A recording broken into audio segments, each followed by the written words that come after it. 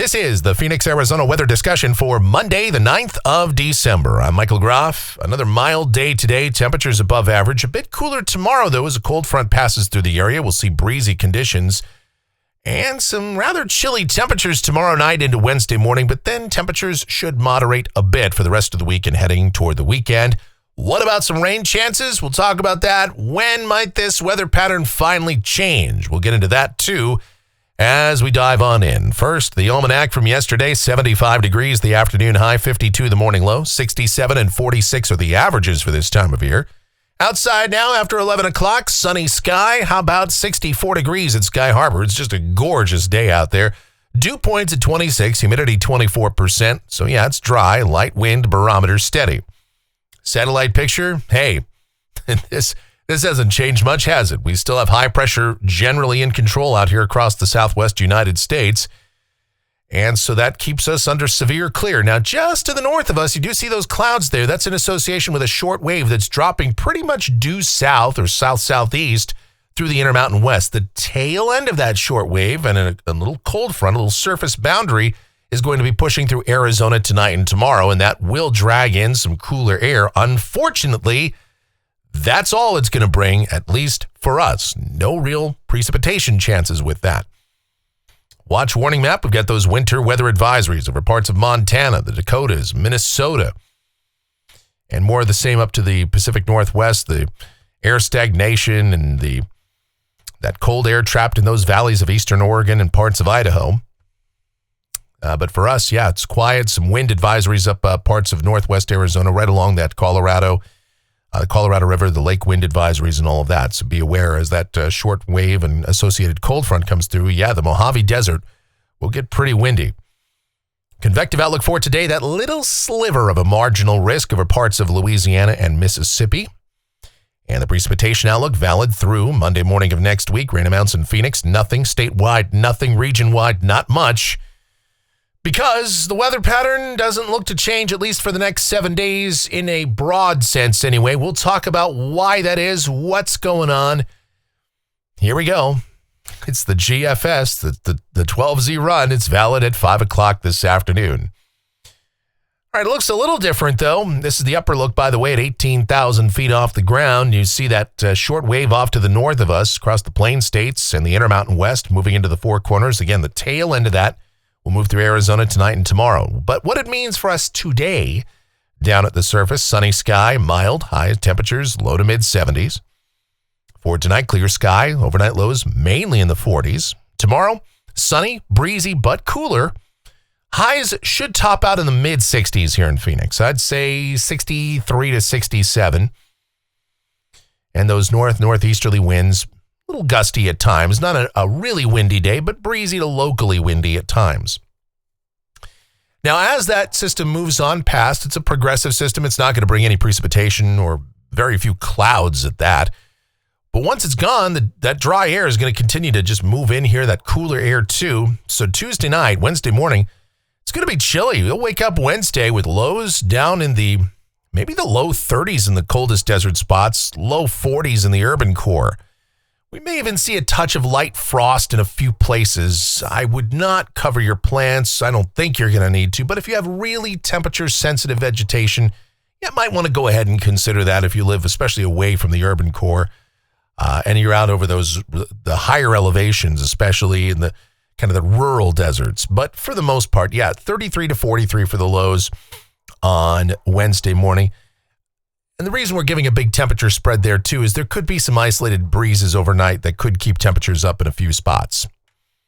But otherwise, the day on Wednesday, highs should recover at least a bit, back toward the upper 60s and low 70s. It's kind of the same story on Thursday, upper 60s, low 70s, a few clouds.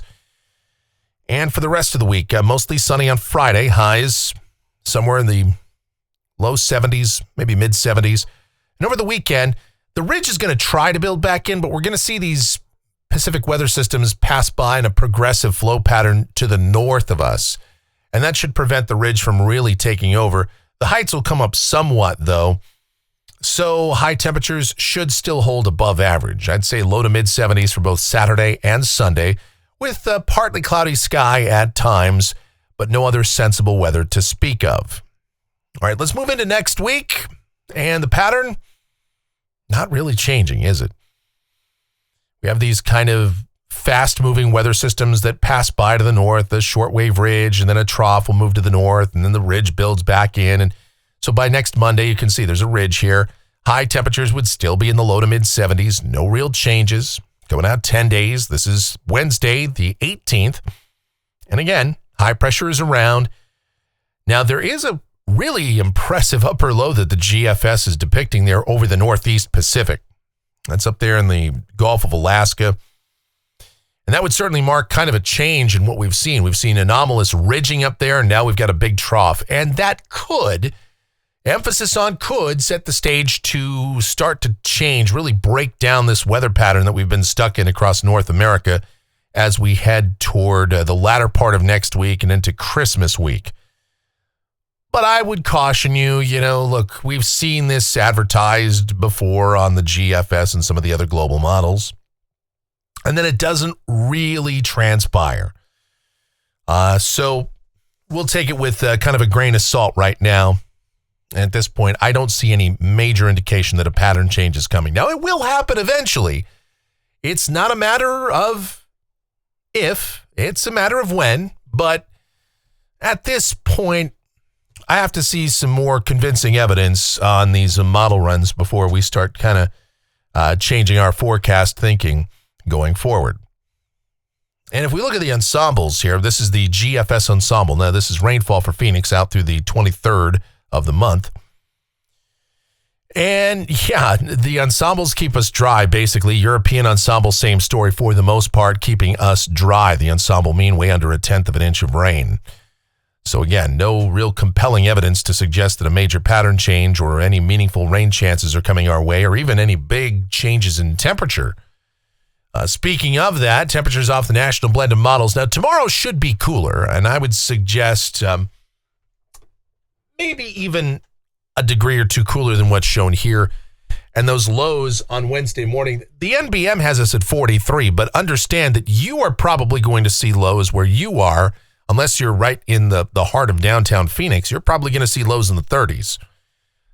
So prepare for that. It's going to be a chilly morning Wednesday morning.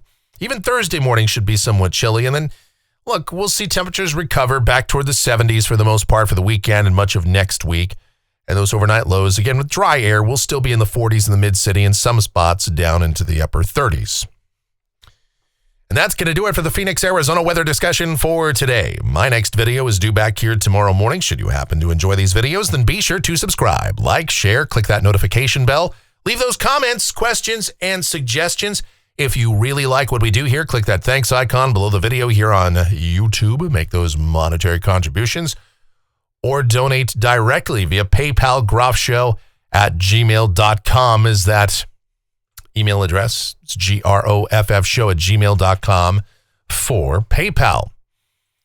The executive producer of the Phoenix, Arizona weather discussion is my one and only, the sweetest of all time, the Asian sensation and proprietor of sweetchildaz.com.org and the Facebook page of the same name, Sweet Child Arizona, talking about my Michelle. Check her out and check out her videos, blogs, everything Michelle related, linked up down in the description. Also, our streaming station, available 24/7, 365, called KMGX, whereupon we play a ton of music and have a lot of fun with that. Yes, 6 decades of music.